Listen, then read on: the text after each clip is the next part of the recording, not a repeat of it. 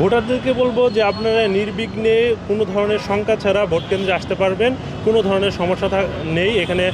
Police থাকবেন, পর্যাপ্ত পরিমাণ পুলিশ থাকবেন প্রত্যেকটা কেন্দ্রেতে।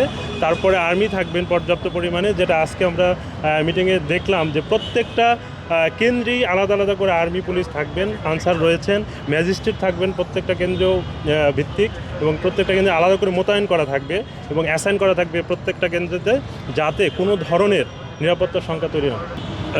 স্ট্রাইকিং ফোর্স হিসেবে আপনার র্যাব, বিজিবি এবং আমাদের পুলিশ এবং সাথে ম্যাজিস্ট্রেট মহোদয়গণ থাকবেন।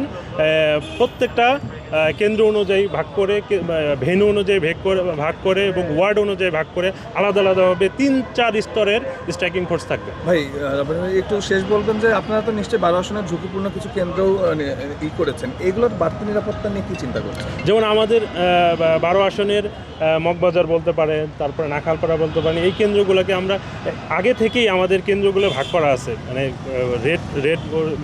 রেড কালার ভিত্তিক কিছু আছে, সবুজ কালার, এবং এরকম 3টে স্তরে আমরা ভাগ করছি, ঝুঁকিপূর্ণ, অধিক ঝুঁকিপূর্ণ, এরকম ভাগ করে করে ওইভাবেই আমাদের নিরাপত্তার যে সদস্য দেওয়া আছে, নিরাপত্তা নিশ্চিত করবে ওইভাবেই আমাদেরকে মোতায়েন করা হয়েছে ফোর্স।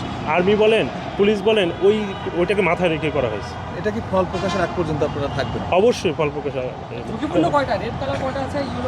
এই মুহূর্তে আমরা সেটা বলতে চাচ্ছি না, বাট আমাদের ভেতরে আমাদের তথ্য নিয়ে আমরা আগে থেকে এটা নিয়ে কাজ করতেছি। এই ঝুঁকিপূর্ণগুলোকে আমরা অ্যাড্রেস করে ওইখানে বাড়তি ফোর্স রেখে নিরাপত্তা নিশ্চিত করার জন্য আমাদের ব্যবস্থা রয়েছে। এখন পর্যন্ত আমরা সন্তুষ্ট, কোনো ধরনের কোনো এরকম ঝামেলা হয় নাই, কোনো ধরনের সংঘর্ষের ঘটনা আপনারাও পান নাই, আশা করি। ভারতে অ্যাটলিস্ট নাই ওই রকম নির্বাচনী আসন ভারতে এখন পর্যন্ত, যেহেতু ভালো আছে। এবং পরবর্তী আমাদের যে গোয়েন্দা তথ্য এবং আমাদের কাছে যে তথ্য আছে, আশা করি কোনো ধরনের কোনো সমস্যা হবে না। এবং আমাদের আইনশৃঙ্খলা বাহিনী সবাই আমরা একসাথে মিলেমিশে কাজ করতেছি এবং কোঅর্ডিনেশনটা আমাদের মধ্যে আছে। আর্মি বলেন, বিজিবি বলেন, আমাদের ম্যাজিস্ট্রেট মহোদয় বলেন, প্রত্যেকের সাথে আমরা কোঅর্ডিনেশন করে সুন্দরভাবে কাজটা করার চেষ্টা করতেছি। এখন পর্যন্ত আমরা সফল বলতে পারেন, বাকিটা দেখা যাবে। আমাদের প্রত্যেকটা কেন্দ্রেতেও আলাদা করে ফোর্স মোতায়েন থাকবে, ওখানে ইনচার্জ থাকবেন, আমাদের স্ট্রাইকিং ফোর্স থাকবেন থানাতে। যেই কেন্দ্রে প্রবলেম হবে সেখানে ম্যাজিস্ট্রেট সহকারে, আর্মি সহকারে আমরা সেখানে মুভ করতে পারবো। সেই ক্যাপাবিলিটি, সেই পরিকল্পনা আমাদের আছে এবং আমরা সেটা আমরা খুব বেশি হলে 5 মিনিটের মধ্যে আমরা সে অ্যাড্রেস করতে পারবো।